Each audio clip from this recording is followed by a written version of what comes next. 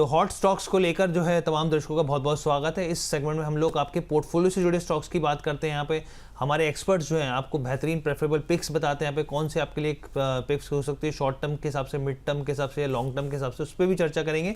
तो चलिए सबसे पहले SBI फंड मैनेजमेंट की बात कर लेते हैं यहाँ पे, और इसके नतीजे आए यहाँ पे। और कंपनी की लिस्टिंग हम सब जानते हैं बहुत ही शानदार रही है, और लिस्टिंग के बाद कैसे रिजल्ट्स रहे वो आपके सामने स्क्रीन पर रख देते हैं हम लोग। तो अगर आप नेट प्रॉफिट देखेंगे तो नेट प्रॉफिट में 3.7% का जंप देखने को मिलेगा। यहाँ पे 3.7% का जंप है साल दर साल के हिसाब से। यहाँ पर अगर आप ऑप्शंस के हिसाब से देखें, ऑपरेशंस के हिसाब से आए देखेंगे तो इसमें 15% का जंप देखने को मिलेगा। अदर इनकम जो है वो यहाँ पर जो है थोड़ी सी घटती हुई दिखी है यहाँ पे, तो थोड़ा सा ज़रूर दबाव है। ऑपरेटिंग प्रॉफिट जो है वो 17% बढ़ता हुआ दिखा है, और ख़ासतौर पे अगर आप AUM बिजनेस की बात करेंगे तो वहाँ पर जो है मार्केट शेयर 15% के पार निकल गया है। देश की सबसे बड़ी म्यूचुअल फंड कंपनी बनी रही है। हम लोगों ने पहले भी बताया था आपको जब IPO आया था इसका। और अगर आप एक्टिव इक्विटी देखेंगे तो कम से कम 10% का जो है यहाँ पर AUM के हिसाब से बढ़ता हुआ दिखा है। अब मैनेजमेंट की टिप्पणी जाननी भी ज़रूरी है। मजबूत इक्विटी और पैसिव फंड इनफ्लो का फायदा मिल रहा है। SIP का योगदान मजबूत बना हुआ है यहाँ पर, जो मैनेजमेंट की तरफ से कहा जा रहा है। टेक्नोलॉजी और डिजिटल इंफ्रास्ट्रक्चर से भी आगे भी जो है पॉजिटिव और ग्रोथ जो है मोमेंटम जारी रहेगा। तो सबसे पहले मैं आपसे मुदीर सर मैं पहले रचित सर के पास आना चाहता हूँ मुझे सर, फिर मैं आपके पास आता हूँ। रचित सर, ये SBI फंड को लेकर क्या स्थितियाँ बनती हुई दिख रही हैं, जैसे नतीजे आए हैं, आपका क्या मानना है और क्या करना चाहिए? नंबर्स बहुत ज्यादा आप देखिए एक्सपेक्टेशंस के लेवल्स पे ही हैं। अगर हम सीक्वेंशियली भी देखें तो ऑपरेटिंग मार्जिन्स इनके करीबन 1% से बढ़े हैं। पहले अराउंड 79% था, अभी 80% करीब आए हैं। बहुत ज्यादा क्या स्ट्रीट रिएक्ट करेगा, I really don't believe that. जिस तरीके से पोजीशन है, कहीं ना कहीं आपको सप्लाई पॉइंट जरूर देखने को मिल सकता है, समवेयर इन बिटवीन 602 से 608 रुपए के लेवल पे। वहां तक का momentum back by some buying interest in the markets आपको देखने को मिल सकता है। फ्रेश पोजीशन या स्विंग ट्रेड अभी नहीं दिख रही है। जिस तरीके से ये पोजीशन है, आपने अगर इसमें मीडियम टर्म इन्वेस्टमेंट कर रखा है तो उसे बिल्कुल बरकरार रखें, बट कोई ब्रेकआउट यहां से आता हुआ दिखेगा ऐसा थोड़ा सा मुश्किल लग रहा है। तो जो निवेशक सर बने हुए हैं या फिर जिन्होंने IPO के बाद खरीदा वो बने रहे? बिल्कुल बिल्कुल, उसमें कोई मतलब कोई नेगेटिव डाइवर्जेंस नहीं देखने को मिल रहा है नंबर्स में। और टेक्निकली भी आप देखें, जिस तरीके से अभी ये पोजीशनड है 570 568 लेवल्स पे, जो इसने सपोर्ट लेके अपने आप को यहाँ पे पोजीशन किया है, अट्रैक्टिव लग रहा है for medium to long term, but swing trade और ऐसी अपॉर्चुनिटी अभी नहीं दिख रही। ठीक है, अब हम लोग आगे बढ़ते हैं यहाँ पर, और मैं एक बार हिंडाल्को का चार्ट का मुदीर जी एक बार देखिए सर, कैसे पैटर्न बनते हुए दिख रहे हैं। क्या आज के लिए एक विकल्प बन सकता है ये? तो बहुत अच्छे पैटर्न है और व्यू पॉजिटिव है हिंडाल्को में। ना केवल हिंडाल्को बल्कि मेटल के सारे काउंटर्स में लोअर लेवल से अच्छी रिकवरी है। हिंडाल्को भी 930 940 के आसपास अच्छे बॉटम्स बना के जो रिवर्सल्स दिए हैं, चार्ट्स फ्री हैं एक बड़ा अपसाइड मूव देने के लिए, और हम 1060 1080 तक की रैली एक्सपेक्ट कर रहे हैं हिंडाल्को से। तो बिल्कुल यहाँ पर खरीदारी का मौका होना चाहिए, और 950 के स्टॉप लॉस लगाइए। 1080 तक की रैली हिंडाल्को दिखा सकता है। ठीक है, अब हम लोग LIC की बात कर लेते हैं। LIC का इम्पोर्टेंट, क्योंकि सरकार अपनी हिस्सेदारी बेच रही है यहाँ पे। ऑफर फॉर सेल के हिसाब से आप देखेंगे यहाँ पर तो नॉन रिटेलर्स के लिए आज से और कल के हिसाब से देखेंगे तो रिटेलर्स के लिए देखने को मिलेगा यहाँ पर। और अगर आप डिटेल्स देखेंगे तो गवर्नमेंट जो है वो डाइवेस्ट करने वाली है कितनी हिस्सेदारी को, 2.5% इक्विटी स्टेक जो है कर रही है। ग्रीन शू ऑप्शन रहेगा यहाँ पे, तो एडिशनल जो है 4% हो जाएगा। फ्लोर प्राइस आपके सामने है, 382 रुपये प्रति शेयर है यहाँ पे, और क्लोजिंग प्राइस से आप देखेंगे तो 10% प्रीमियम के हिसाब से यहाँ पर जो 424 है उसके हिसाब से देखने को मिल रहा है। वरुण जी, क्योंकि आज तो नॉन रिटेलर के लिए, कल रिटेलर के लिए होगा, आपकी क्या सलाह रहेगी यहाँ पर जो सरकार हिस्सेदारी बेच रही है? जी देखिए, ओवरहैंग तो यहाँ से स्टॉक के अंदर चला जाएगा तो एक थोड़ा पॉजिटिव भी हम साइन मानेंगे, बट अभी भी आप चार्ट देखेंगे तो यहाँ पर कोई बड़ी मूवमेंट नहीं दिख रही है। 420 430 के ऊपर के जोन है, नीचे की तरफ 390 है, तो यहाँ पर करीबन एक रेंज में साइडवेज जोन में जो काउंटर है कारोबार कर रहा है। एक अच्छे मोमेंटम बने हैं डेली चार्ट्स पर।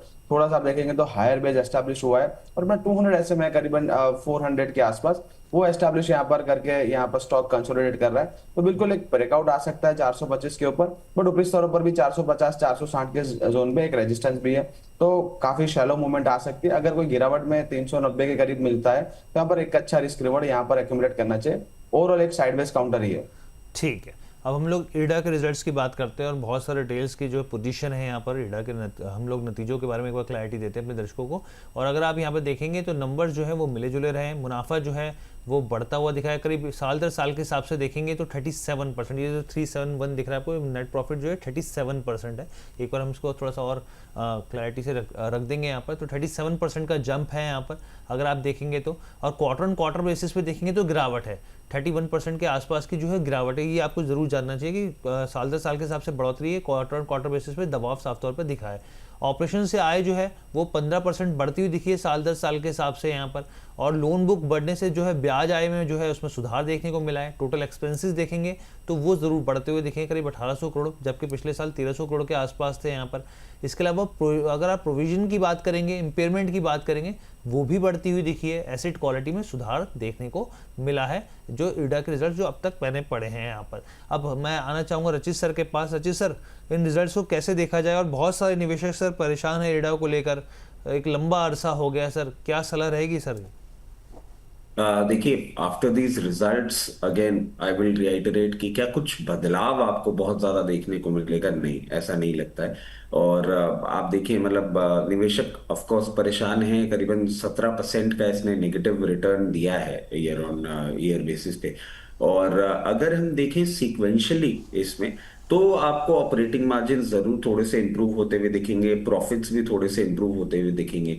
ये एक सिल्वर लाइनिंग है जिसके साथ हम जरूर जाना चाहेंगे, बिकॉज रिलेटिवली आप देखें स्टॉक एक अंडर परफॉर्मेंस अपना रजिस्टर कर रखा है। गोइंग फॉरवर्ड कहीं ना कहीं ये जब तक आपको मेंटेन करता हुआ दिख रहा है 118 लेवल्स के ऊपर, एक बार आपको 132 से 34 की रेंज पे जाता हुआ दिख सकता है। इतने अंडर परफॉर्मेंस के बाद यहाँ पे फ्रेश पोजीशन मैं नहीं आपको बोलूंगा कि आपको बना के रखनी चाहिए, बट हाँ, अगर आपके पास पोजीशन है लोअर लेवल पे और आप कहीं एग्जिट अपॉर्चुनिटी ढूंढ रहे थे, तो 132 से 34 की एक वो रेंज होगी जहां पे आप जरूर देख सकते हैं। ठीक है, तो सर की तरफ से यहाँ पे सलाह। सर, तो अभी जो बाइंग की अपॉर्चुनिटी करनी चाहिए या नहीं करना चाहिए? देखिए, ऑलरेडी स्टॉक जब इतना अंडर परफॉर्म कर चुका है, हमने देखा है कि इस स्पेस में दो आपको कहीं कहीं कुछ कुछ काउंटर्स ने मोमेंटम दिखाया, but Irida has not been one of them. मतलब तो मैं यही चीज समझूंगा कि फ्रेश पोजीशन अगर अवॉइड करेंगे, you have better stocks which are positioned in the market, उन पे थोड़ा सा फोकस कर लीजिए। नॉट दैट मैं इसके फंडामेंटल्स को चैलेंज कर रहा हूं, बट हाँ, अभी जो अंडर परफॉर्मेंस है, क्या वो चेंज होता हुआ दिख रहा है? नहीं। जब तक वो नहीं होता, कंपनी के मैनेजमेंट की तरफ से कोई आपको इंपॉर्टेंट चेंज नहीं आता हुआ दिखता, या आप मान लीजिए नंबर्स में आपको एक ड्रामेटिक इम्प्रोवाइजेशन नहीं आता हुआ दिखता, तब तक थोड़ा सा दूर रहेंगे तो बेटर रहेगा। ठीक है वरुण जी, एक बार आप यूनिमैक एरोस्पेस देखिएगा। जब तक मैं मुदीर जी के पास आता हूँ सर, इसके पैटर्न्स आपको कैसे लग रहे हैं? क्या एक जो है स्थिति फिजिबल लग रही है आपको आज के हिसाब से? लेकिन मैं मुदीर सर, मैं आपसे समझना चाहूँगा, एनएचपीसी के रिजल्ट्स हैं सर, आप किस तरीके से देख रहे हैं यहाँ पर पैटर्न, और क्या आपको लग रहा है, क्या सलाह रहेगी यहाँ पर? देखिए, एनएचपीसी पे बात करते हैं तो साफ बोलता हूँ कि मुझे इस स्टॉक में मूवमेंट ही समझ में नहीं आता। और कोई आप देखिए, इन्वेस्टर हो, ट्रेडर हो, कभी रिटर्न निकाल नहीं पाता, फंसा की फंसा रह जाता है। तो आज तक मैंने इस पर बाय रिकमेंडेशन नहीं दिया है, और मैं एक ही चीज बोलता हूँ, भाई किसी के पास पोजीशन है आप होल्ड कर लो। और स्टॉप लॉस भी बहुत छोटा है, 77 का अगर ब्रेकडाउन हो तो आप पोजीशन से एग्जिट करने की सलाह होगी। हो सकता है 2 रुपये, 4 रुपये, 5 रुपये का मूवमेंट आ जाए, बट और भी अच्छी अपॉर्चुनिटीज है मार्केट में जहां पर बड़ा अपसाइड मूव बन सकता है। तो इसलिए एनएचपीसी मेरा हमेशा अवॉइड लिस्ट में रहता है, बट जिसके पास भी पोजीशन है 77 के एसएल से होल्ड करके चल सकते हैं। तो सर आपने कहा और भी बहुत सारे स्टॉक्स हैं सर, प्लीज सजेस्ट कीजिए कैश मार्केट में कौन से स्टॉक्स हैं सर? देखिए, मैं टाटा ग्रुप और आईटी दो पर काफी बुलिश हूँ, और टाटा एलेक्सी, टीसीएस हमने बात करी। तीसरा एक और नाम टाटा टेक्नोलॉजी काफी पसंद आता है, और इस तरह के चार्ट्स अभी भी ये बना रहा है। स्टॉक में और रैली बननी चाहिए। और मैं एक ही चीज बोलूंगा, स्टॉक में बड़े मूव के बाद जो कंसोलिडेशन हो रहा है उसमें एक पेनेंट पैटर्न बन रहा है और इसके ब्रेकआउट के पास है। तो रैली यहाँ से करीब 820 रुपए तक के अपसाइड मूव टाटा टेक्नोलॉजी में नजर आते हैं, तो इसमें खरीदारी करके चल सकते हैं। स्टॉप लॉस रहेगा 730 का। ठीक है, टाटा टेक आपको फिलहाल के लिए सर जो है वो आपकी राय रहेगी यहाँ पर। वरुण जी, एक तो यूनिकैम एक स्टॉक जो मैंने आपसे सर पूछा था, साथ में आपके प्रेफरेबल पिक्स कौन से रहेंगे कैश मार्केट के हिसाब से? जी, देखिए अगर यूनिकेम की बात करेंगे यश जी, तो एक फॉलिंग चैनल में स्टॉक चल रहा था और वहां से एक ब्रेकआउट तो जरूर बनाया है, बट फ्रेश खरीदारी की मेरी सलाह है कि जो कल की कैंडल इस हिसाब से क्लोजिंग है, हाँ बिल्कुल आपके पास ऑलरेडी पोजीशन है, 1180 के स्टॉप लॉस मेंटेन कर सकते हैं और यहाँ पर बने रह सकते हैं। करीबन 1300 1380 के जोन बन सकते हैं, बट चांसेस मुझे अनलाइकली लग रहे हैं, क्योंकि देखिए स्टॉक एक रेंज बाउंड स्टॉक था, वहां से एक ब्रेकआउट मिला है और फिर से एक रेंज में फंसने की यहाँ पर मुझे दिखा रहा है जो पैटर्न्स है, तो उस हिसाब से फ्रेश खरीदारी तो अवॉइड रहेगी, बट आपके पास ऑलरेडी है तो 1180 के स्टॉप लॉस के साथ बने रह सकते हैं। ठीक है सर। आप और आपके सर प्रेफरेबल पिक्स? जी बिल्कुल, देखिए यहाँ पर आप जैसे आपको मैंने टीम को भी फॉरवर्ड कर दिया था, मिंडा कॉप की बात करेंगे, जो ऑटो सेल्स नंबर निकल के आए थे, वहां पर आप देखेंगे तो ऑटो के जो नंबर से काफी बढ़िया थे, उससे आप देखेंगे तो ऑटो एंसिलरीज जो कंपनी है वहां पर भी काफी अच्छी मोमेंटम रह सकती है। लास्ट वीक हमने प्रीकॉल पिक किया, अगर आपको थोड़ा रिकॉल कराऊं, और प्रीकॉल करीबन 650 के जोन में हमने पिक किया था, और यहाँ पर आप देखेंगे तो करीबन 700 के ऊपर के टारगेट यहाँ पर जो लेवल्स बन रहे हैं, उसी तर्ज पर आप देखेंगे तो मिंडा कॉप में एक अच्छा ब्रेकआउट कल के सेशन में मिला है। एक बेस ब्रेकआउट है 680 से लेके 770 के जो लेवल से वहां से एक ब्रेकआउट मिला है। 728 की क्लोजिंग है, अगर कोई डिप भी आता है यहाँ पर बिल्कुल खरीदारी कर सकते हैं। 680 के स्टॉप लॉस मेंटेन करेंगे, 785 और 825 ये दो टारगेट रहेंगे मिंडा कॉप के अंदर। और दूसरा रहेगा एंड्योरेंस टैंक। एंड्योरेंस टैंक में भी एक बेस ब्रेकआउट है, करीबन 750 के जोन पर रेजिस्टेंस था, ब्रेकआउट करके स्टॉक करीबन 2788 के अराउंड यहाँ पर क्लोजिंग मिली है। 2650 का स्टॉप लॉस मेंटेन करेंगे, 2900 और 3050 दो टारगेट्स एंड्योरेंस टैंक में भी बन सकते हैं। ठीक है। अब मैं रचित सर के पास आना चाहूँगा। रचित सर, आपके रडार पे है कुछ स्टॉक सर जो आपको पसंद आ रहे हो? देखिए उनो मिंडा तो अपने आप में एक है ही, जिसपे हम एक एक्सपेक्टेशंस लेके बैठे हुए हैं। उसके साथ साथ गैब्रियल विद अ डिस्क्लेमर कि आपके चैनल के माध्यम से हम इसको अराउंड 800 820 लेवल से सजेस्ट करते हुए आ रहे हैं। अभी भी हमारी पोजीशन इस पे बनी हुई है, और जो मीडियम टर्म पोर्टफोलियो हम क्लाइंट्स को सजेस्ट करते हैं उसमें भी हमने इसमें पोजीशन अपनी बना के रखी हुई है। ये कल के मोमेंटम के बाद एक क्लियर केस आपको ब्रेकआउट आता हुआ जरूर उसमें देखने को मिल सकता है। 1527 लेवल्स पे ये चल रहा है। सबसे पहला लेवल अब जो हम देख पा रहे हैं दैट इज 1580, और 1580 के बाद 1640। ये दो लेवल्स के लिए आप इसमें ट्रेड कर सकते हैं। और रिस्क रिवॉर्ड जो है वो आपको इस तरीके से समझना होगा कि इसका स्टॉप लॉस जो है वो 1436 लेवल्स पे निकलता हुआ आ रहा है, तो अकॉर्डिंगली अपनी पोजीशन को मैनेज करें। अच्छा सर, एक स्टॉक मैं आपसे फंडामेंटली समझना चाह रहा था सर, जो JG केमिकल सर, क्योंकि बेसिकली जो स्टॉक है जिंक ऑक्साइड के हिसाब से जो बेसिकली टायर की ड्यूरेबिलिटी होती है उसके हिसाब से अपने आप में एक बहुत बड़ा प्लेयर है टायर मैन्युफैक्चरिंग के हिसाब से। आपको क्या फंडामेंटली सर स्ट्रॉन्ग लगता है? क्या स्थिति आपको लग रही है स्टॉक को लेकर, अगर आप नजरिए रखना चाहें तो? देखिए वैसे यूजुअली हर जी ऐसे जो स्टॉक्स होते हैं, और ऐसे स्टॉक्स का मतलब मैं इस पर्टिकुलर सेक्टर की बात नहीं कर रहा हूँ बट मार्केट कैपिटलाइजेशन की बात कर क्योंकि रहा सर हूँ। मैंने बस इसलिए सवाल पूछा क्योंकि अभी ऑटो और ऑटो इंडस्ट्रीज में एक अच्छी स्ट्रेंथ देखने को मिली, बस इसी के रिगार्डिंग ये सवाल था सर। नहीं नहीं, वो आपका कहना सही है। मतलब I am just giving my view point कि मैं थोड़ा सा रिफ्रेन करता हूँ। मतलब जो थोड़ी सी छोटी कंपनीज होती हैं, not that I have anything against them, but वहां पे आपको जो प्राइस मैनिपुलेशन है और वो सब जो है वो थोड़ा ज्यादा होता हुआ दिखता है। They tend to lose the fundamental grounds. But क्या JG केमिकल वैसा है? नहीं। जिस तरीके से अभी पोजीशनड है, एक रन अप इसने लोअर लेवल से जरूर रजिस्टर किया है, फर्दर अप मूव के लिए तैयार होता हुआ दिख भी रहा है। और हो सकता है आपको आने वाले दिनों में ही 524 के बाद 548 लेवल्स तक जाता हुआ दिख जाए। But again I will refrain my self. मैं यही चीज सजेस्ट करूंगा कि जिनके पास पोजीशन है वो अगर मेंटेन करना चाह रहे हैं तो बिल्कुल करें फ्रेश पोजीशन। और अब जिस तरीके का मार्केट मोमेंटम बनता हुआ दिख रहा है आने वाले कुछ दिनों के लिए आफ्टर दिस रन अप, थोड़ा सा आपको वॉलेटिलिटी देखने को मिल सकती है। रिफ्रेन करूंगा ऐसे स्टॉक से थोड़े से टाइम के लिए। ठीक है सर, तो सर की सलाह जो है वो निकल कर आ गई यहाँ पर। अब हम लोग आगे बढ़ते हैं। एक दर्शक का सवाल है यहाँ पर, मुदीर जी सुज़लॉन को लेकर पूछना चाह रहे हैं दर्शकों की जो स्टॉक है ये अभी भी जो है उनकी लिस्ट में है, तो आपका क्या मानना है सर, सुज़लॉन में क्या करना चाहिए? देखिए बाय एंड होल्ड करने की सलाह है, और स्टॉप लॉस रहेगा 44 का। हमें 55 तक का अपसाइड मूव 1 से 1.5 महीने के अंदर सुज़लॉन में नजर आता है। एक बड़ा करेक्शन स्टॉक ने ले लिया, रिजल्ट का भी इम्पैक्ट देखने को मिला। 46 पर मैक्सिमम सपोर्ट नजर आ रहा था और वहीं के आसपास से स्टॉक ने रिवर्सल आए हैं, तो 55 रुपए तक का अपसाइड मूव एक्सपेक्टेड है। 1 से 1.5 महीने के लिए पोजीशन बना के चल सकते हैं। स्ट्रिक्ट स्टॉप लॉस 44 का रहेगा। और ये डिस्क्लेमर भी है, ये स्टॉक हमने अपने प्रीमियम क्लाइंट्स को रिकमेंड किया है, वहाँ पोजीशन हो सकती है। ठीक है, मीशो की बात करते हैं। आज मार्केट में देखिए रिएक्शन देखने को मिलेगा आपको।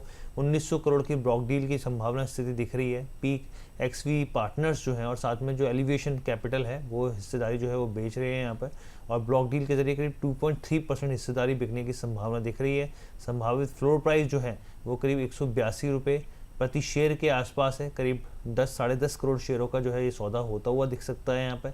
और हालांकि अभी तक जो है पुष्टि जो है वो कंपनी की तरफ से नहीं हुई है, लेकिन मीशो को लेकर यहाँ पर वरुण जी आपका क्या मानना है यहाँ पर, और किस तरीके से देख रहे हैं आप इस शेयर को?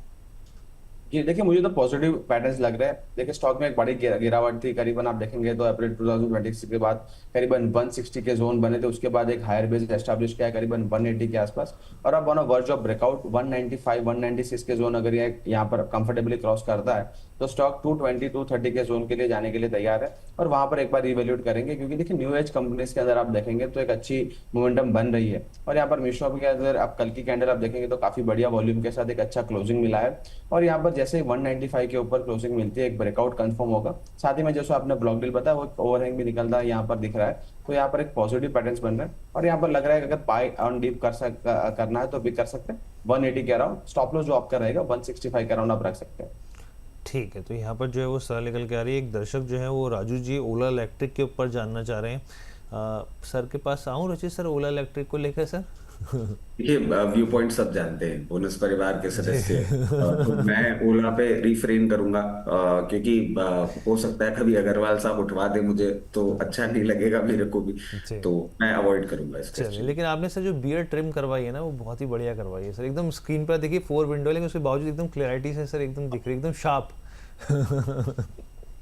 सर हर्ष जी आपने बताया ओल्ड वाइन जैसे जैसे ओल्ड होती है वो ज्यादा स्ट्रांग हो जाती है। हाँ मतलब सर कहते हैं जितनी पुरानी होती है उसका जो नशा होता है उतना ही ज्यादा वो हो जाता है। देखिए मैं आपको बता रहा हूँ एक परेशानी क्या हो गई है कि बोनस ना नैरेटिव सेट करते हैं, बोनस और विपुल सर खास करके नैरेटिव सेट करते हैं। पहले उन्होंने मुझे बुल बनाया, फिर उन्होंने मुझे बियर बनाया, फिर उन्होंने मुझे अभी रिसेंट टाइम्स में शुगर डैडी वाले तो मैं क्या है बड़ा घबराया बैठा रहता हूँ भाई साहब। मैं एक गरीब बढ़िया हूँ, मैं किसी के लिए क्या शुगर डैडी बनूंगा, मैं तो खुद ही मतलब ढूंढता रहता हूँ कि कोई हेल्प करते। तो ये जितनी भी चीजें अब डेवलप, आप ये देखिए वरुण भाई ने मुझे ओल्ड वाइन ही बना दिया, तो दिमाग मेरे मैं खराब एक ही बात चल रहे करना चाहूंगा रजित सर, आप बहुत ज्यादा मतलब दिल पे मत लिया कीजिए इन सब चीजों को सर। नहीं दिल, अरे नहीं दिल पे लेने की बात नहीं, दिल पे लेना तो मैंने बहुत पहले ही छोड़ दिया था। अच्छा। तो बट मैं तो सिर्फ एक जनरल बात कर रहा हूँ कि अभी धीरे धीरे जो नैरेटिव सेट हो रहा है, कोई बड़ी बात नहीं है कि एक टाइम ऐसा आएगा जब किसी भी प्लेटफॉर्म पे मेरे को कोई फीमेल एंकर के साथ ही नहीं बैठने देगा। अरे सर मैं बहुत सीधा शरीफ आदमी हूँ, बट ठीक है जिस तरीके से सिचुएशन बनती हुई दिख रही है। जी देखिए सर अगर आप थोड़ा सीरियस बात करेंगे तो मजा नहीं आता। देखिए थोड़ा थोड़ा माहौल बनने लगा जैसे जैसे आप अपने रंग में आते हैं। वो एक्चुअली क्या होता है ना वरुण भाई, मैं आपको बताऊं थोड़ा सा एट टाइम्स मतलब it happens with everybody, I usually tend to stay happy, but कई कबार होता है ना आप सुबह उठते ही बड़े ग्रम्पी से हो और फिर उसके आसपास जो माहौल हो जाता है, फिर एक क्या होता है कि आपका मान लीजिए कि आप एक फैमिली मेंबर के साथ आपका कोई एपिसोड हो गया, फिर आप ऑफिस आ रहे हो, ऑफिस में भी आपका एपिसोड हो गया, तो आपको ऐसा लगता है भाई आज मैं थोड़ा शांति से रह लूं तो ज्यादा अच्छा है, वरना शाम होते होते पिटूंगा मैं किसी न किसी से जरूर। तो आज मैं क्या है कि थोड़ा शांति से बैठे रहना ज्यादा छेड़ लेने का मूड नहीं है, तो मैं चुपचाप बस अपना काम कर रहा हूँ, काम करके घर तक पहुंच जाऊं शराफत से, वरना आज तो पक्का है कि कहीं ना कहीं मेरी पिटाई हो ही जाएगी। इसे कभी कभार हो जाता है कि दिन मतलब खराब हो जाते हैं, लेकिन हाँ स्टार्टिंग से ही ना you don't get a good this thing. चलिए सर फिर एक और फिर मैं खराब खबर दावर को लेकर मैं आपसे पूछना चाहता हूँ सर, दावर को लेकर, क्योंकि एफएससीआई ने जो है काफ़ी बड़ी बातें कही हैं यहाँ पर और कई प्रोडक्ट्स को बैन भी किया है यहाँ पर। 100% प्योर 100% नेचुरल की बात उन्होंने की है, जो जैसे कंपनी बहुत सारे प्रोडक्ट्स घी को लेकर इस तरह की चीज़ों को कर रही थी, तो उन्होंने कहा कि ये पूरी तरीके से गलत है और ये नहीं करना चाहिए, इसको रोकना चाहिए। आपका क्या मानना है सर, उसके बाद किस तरीके का रिएक्शन देखने को मिल सकता है दावर को लेकर और आगे की सलाह क्या रहेगी यहाँ पर? देखिए हर्ष बाबू बात वही हो जाती है ना कि आज अब मेरे को लग रहा है कि पिटने का टाइम ही है मेरा, और मैं ये बात क्यों बोल रहा हूँ। मुझे एक बात बताइए, आपको पता है ना मैगी में क्या आता है जी, और कितना उसका वो भी दिया है, और एक if I am correct with name Ajinomoto करके एक होता है जो सारे के सारे बाहर के खानों में डाला जाता है बिकॉज एज दे से कि it triggers your taste buds. हम लोग क्या इतने हेल्थ कॉन्शियस हैं सीरियसली? डाबर का हनी आप घर पे लेते हुए आ रहे हैं, बचपन से लेते हुए आ रहे हैं, आपको रियली लगता है कि उस तरीके से वो सिचुएशन बनती हुई दिखेगी कि अगर 100% नेचुरल लिखना बंद कर दिया तो एक डैम्पनर आ जाएगा? मैं नहीं रीड कर पाऊंगा इस बात को। और हो सकता है अभी तो क्या है कि मैं जेनजी से भी थोड़ा सा पकाया बैठा हूँ आफ्टर द सीजेपी प्रोटेस्ट। मुझे जेनजी को भी समझने में थोड़ा सा टाइम लग रहा है, बट हेल्थ कॉन्शियस तो मुझे वो भी नहीं लगते। क्या इस पर्टिकुलर चीज से डाबर की और सिचुएशन खराब होगी? बेचारा ऑलरेडी अंडर परफॉर्म कर ही रहा है। आप देखें अगर डाबर की हम ईयर टू डेट रिटर्न देखें तो बेचारा ऑलरेडी -20% पे जी। है। You don't have much of things to lose. मेरे को लगता है कि हो सकता है आपको कहीं ना कहीं 396 400 लेवल्स पे एक बार ये सपोर्ट लेता हुआ दिखे, वहां से बाउंस बैक करेगा।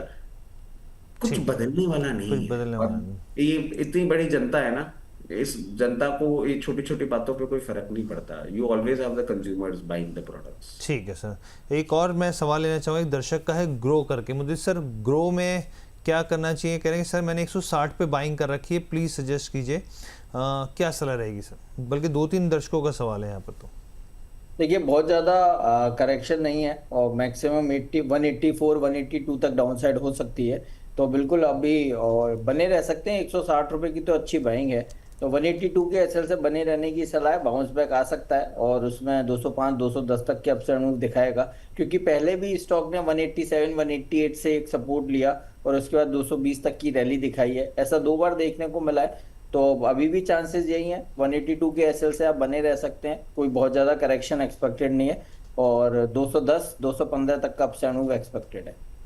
ठीक है, तो यहाँ पर जो है वो सलाह निकल के आ रही है। एक वरुण जी, मैं किम्स के ऊपर आना चाहूँगा आपके पास, क्योंकि रिजल्ट्स इसके आए हैं यहाँ पर और हम सब जानते हैं कि ये हॉस्पिटल चेन है यहाँ पर। और अगर आप देखेंगे यहाँ पर तो रिजल्ट्स नेट प्रॉफिट जो है वो 47% डाउन चला गया है, अच्छा खासा डिप है यहाँ पर। और ये मतलब पिछले साल की एकदम अगर आप देखें तो 78 करोड़ से घट के सीधा 41 करोड़ के आसपास आया है यहाँ पे। अगर इसके अलावा आप रेवेन्यू पे भी देखेंगे, कमाई में, तो वो हल्की बढ़ोतरी दिखा रही है यहाँ पे। ऑपरेटिंग स्तर पर अगर देखेंगे तो एबिटा जो है वो 16% बढ़ा है एक बार। और इसके अलावा अगर हम लोग यहाँ पर देखेंगे एबिटा मार्जिन तो 22% घटता हुआ दिखा है, डाउन आया है यहाँ पे। मार्जिन पे साफ तौर पे इम्पैक्ट है, प्रॉफिटेबिलिटी पे इम्पैक्ट है यहाँ पर, ये दिखा रहा है सर। आप कैसे देखेंगे सर इसको, किम्स को? जी बिल्कुल, देखिए रिजल्ट्स तो एक्सपेक्टेड जो लाइन से उससे काफी कम आए और यहाँ पर स्टॉक में काफी बड़ी एक रनअप भी हो चुकी थी। करीबन 670 के जोन से यहाँ पर स्टॉक ने करीबन 858 के हाईज लगाए थे और उसके बाद आप देखेंगे तो एक शार्प करेक्शन भी आया था। अगर आप 770 का जोन अगर आप चार्ट्स पे देखेंगे तो अगर उसके नीचे क्लोजिंग मिलती है तो एक लोअर हाई एस्टैब्लिश हो सकता है डेली चार्ट्स पर, और वहां पर अपना जो 200 SMA है करीबन 700 के जोन में स्टॉक जा सकता है। तो बिल्कुल खराब अर्निंग्स के बाद यहाँ पर एक बड़ी गिरावट आ सकती है, बट ओवरऑल हॉस्पिटल स्पेस पर आप देखेंगे तो हमारे एक बुलिश व्यू है। और कल के सत्र में भी देखें नारायण रुद्रला पर भी एक बड़ा डाउन मूव देखने को मिला था, बट एक वन ऑफ क्वार्टर हो सकता है। और यहाँ पर लोअर लेवल्स पे 670 60 के जोन में एक अच्छी बाइंग अपॉर्चुनिटी हो सकती है। बिल्कुल एक नीजक रिएक्शन आ सकता है, बट अगर लोअर लेवल्स पे प्राइस स्टेबलाइज होती है 660 670 के जोन में तो एक अच्छी बाइंग अपॉर्चुनिटी भी हो सकती है। ठीक है, यहाँ पर एक दर्शक जो है उनका भी मैं एक सवाल लेना चाहूँगा यहाँ पर, और जो है लगातार जो है कह रहे हैं कि रचित सर से लेकर सवाल है। कह रहे हैं रचित सर प्लीज स्काई गोल्ड पर क्या व्यू रहेगा आपका, 12 महीने का नजरिया है इनका? देखिए वैसे इस पर्टिकुलर स्पेस से मैं थोड़ा दूर रहता हूँ ज्वेलरी एज अ स्पेस से, बट स्काई गोल्ड को अगर आप देखें 12 महीने का आपका नजरिया है तो एक चीज जरूर देख लीजिएगा कि प्रमोटर होल्डिंग जो है वो डिक्रीज हो रही है कुछ टाइम से। और ईयर टू डेट रिटर्न देखें तो 160% इसने रजिस्टर कर दिया है। रिजल्ट्स अवेटेड हैं, अभी तक जून क्वार्टर के रिजल्ट्स नहीं आए हैं। टेक्निकल लेवल्स पे अगर हम बात करें तो कहीं ना कहीं 620 लेवल्स पे एक सपोर्ट ले रहा है और उसके ऊपर जब तक मेंटेन कर रहा है 724 के बाद 760 लेवल्स तक जाने का दमखम रखता है। रनअप बहुत ज्यादा आ गया है, उसके हिसाब से ही इसमें अपने आप पोजीशन बना के रखिएगा कि अगर इसमें डैमेज आता है नंबर्स में तो फिर आपको एक डाउनफॉल जरूर देखने को मिल सकता है। अच्छा, मैं कुछ रिपोर्ट्स पढ़ रहा था बीएफएसआई को लेकर, यहाँ पे Q1 के जो ओवरऑल अभी तक नंबर्स आए हैं उसमें यहाँ पर जो एनबीएफसी लेंडर्स हैं उन्होंने काफ़ी बेहतर जो है परफॉर्मेंस दिखाई है। मैं देख रहा था एनबीएफसी के जो लेंडिंग अर्निंग है वो 36% रही है, जबकि मार्केट की एक्सपेक्टेशन 28% थी। और अगर आप देखेंगे नॉन लेंडिंग अर्निंग्स भी तो 22% आती हुई दिखी, जबकि एक्सपेक्टेशन 8% थी। ओवरऑल 21 कंपनियों की अगर हम लोग बात करेंगे तो 7 ने जो एक्सपेक्टेशन थी स्ट्रीट की उससे बेहतर नंबर दिए, 14 ने जो एक्सपेक्टेशन थी उसके मुताबिक नंबर दिए। तो ये ओवरऑल जो है नंबर्स हिसाब से अभी अगर हम लोग देखेंगे एनबीएफसी के हिसाब से तो वो बेहतर दिखते हैं। रचित सर, आपकी इसमें कोई पिक रहेगी अगर मैं मिड लेयर में कहूँ तो?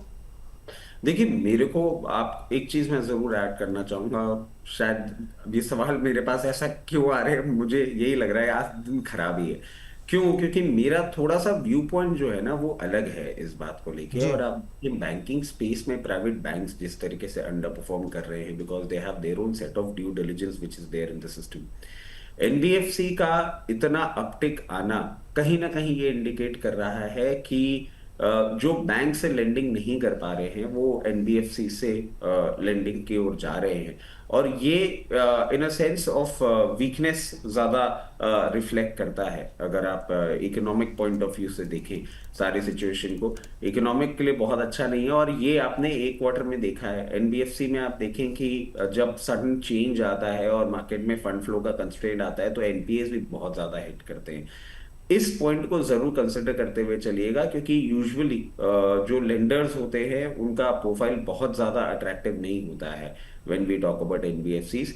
बट अगर एनबीएफसी स्पेस में भी हम देखें, कोई आपको अगर ऐसा एनबीएफसी जो रिलेटिवली थोड़ा सा सेफ लगता हो, तो जिस तरीके से बजाज फाइनेंस है ये मुझे अभी भी अट्रैक्टिव लगता है। After the run up that we have seen in April from 826 levels to 1153, further upside आप इसमें देख सकते हैं। ये क्लियर केस ब्रेकआउट कैंडिडेट बन रहा है और आने वाले दिनों में आपको 1224 उसके बाद 1268 के लेवल्स दिखा सकता है। बट इस पूरे मोमेंटम डेवलप होने के बाद मैं कहूंगा एनबीएफसी स्पेस से हम थोड़ा सा कॉशियस अप्रोच के साथ जरूर रखें। चलिए ठीक है, अब हम लोग एथर पे बढ़ते हैं। मुद्दत सर, मैं आपके पास आना चाहूँगा एथर को लेकर। सर, हमने देखा पिछले कुछ समय में कंपनी के जो लॉसेज हैं वो नैरो होते हुए दिखे हैं। एबिटा लॉस भी जो है काफ़ी हद तक डाउन होता हुआ दिखा है।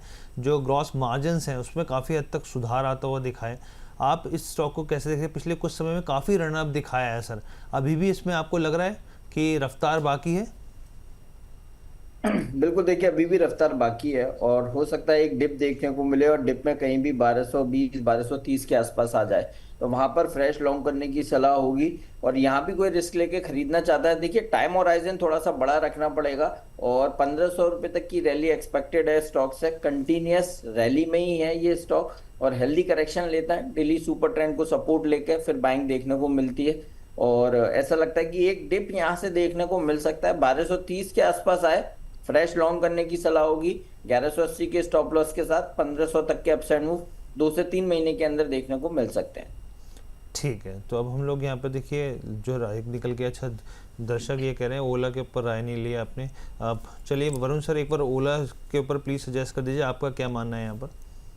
जी, देखिए ओला के अंदर आप देखेंगे तो लोअर लेवल्स पे काफी अच्छे में मोमेंटम देखने को मिला था और करीबन 48 के टारगेट्स बने थे। उसके बाद आप देखेंगे तो स्टॉक लगातार साइडवेज जोन में, और जो डेली चार्ट्स पर एक पॉजिटिव क्रॉस ओवर भी हुआ था, वो क्रॉस ओवर भी कहीं ना कहीं एक फेल्ड होता दिख रहा है। 200 SMA जो करीबन 38 के आसपास था, वहां से एक ब्रेकआउट दिखा था। अब वहां पर एग्जैक्टली स्टॉक रेजिस्टेंस फेस कर रहा है, तो हाल फिलहाल को अवॉइड की सलाह रहेगी।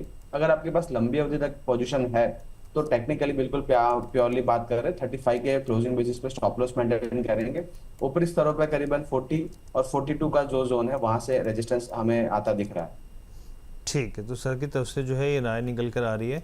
और एक और सवाल लूँगा, फिर हम लोग अभी जो है इस सेगमेंट को, लेकिन आप हमारे साथ बने रहिएगा दर्शक जो है तमाम। एक अच्छा, मुझे मुदित जी को जाना भी है, ठीक है। एक सवाल मैं आखिरी मुदित जी आपसे लूँगा स्टील स्ट्रिप्स व्हीकल्स को लेकर।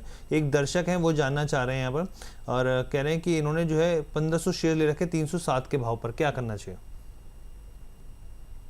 देखिए होल्ड करना चाहिए और स्टॉप लॉस यहाँ से 305 का बनता है। कंटिन्यूस 5 EMA के ऊपर ये काउंटर ट्रेड हो रहा है, लगातार उससे लगकर चल रहा है। तो ऐसा लगता है कि अभी शॉर्ट टर्म जो ट्रेंड है वो भी पॉजिटिव ही है, higher highs higher lows maintained है। तो 305 के एसएल से होल्ड करने की सलाह है और रैली बन सकती है। 330 तक के भी अपसाइड मूव देखने को मिल सकते हैं, तो 305 के एसएल से बने रहने की सलाह है। ठीक है मुनीष जी, बहुत बहुत धन्यवाद। साथ ही साथ डिस्क्लेमर प्लीज अपना। बिल्कुल, देखिए जितने भी स्टॉक्स ड्यूरिंग द शो हमने बात की है, किसी भी स्टॉक में कोई पर्सनल होल्डिंग नहीं है, बट मान के चलिए सिमिलर लाइंस पर क्लाइंट्स के साथ व्यूज और रिकमेंडेशंस शेयर करते हैं। जहां भी बाय, होल्ड और एग्जिट वर्ड का यूज किया है, रिक्वेस्ट है कोई भी एक्शन, कोई भी पोजीशन लेने से पहले आप एक बार अपने फाइनेंशियल एडवाइजर से जरूर सलाह लें। धन्यवाद सर आपका। और साथ ही हम लोग अभी अपने इस सेगमेंट को फिलहाल के लिए यहाँ पे समाप्त करते हैं जो स्टॉक्स है।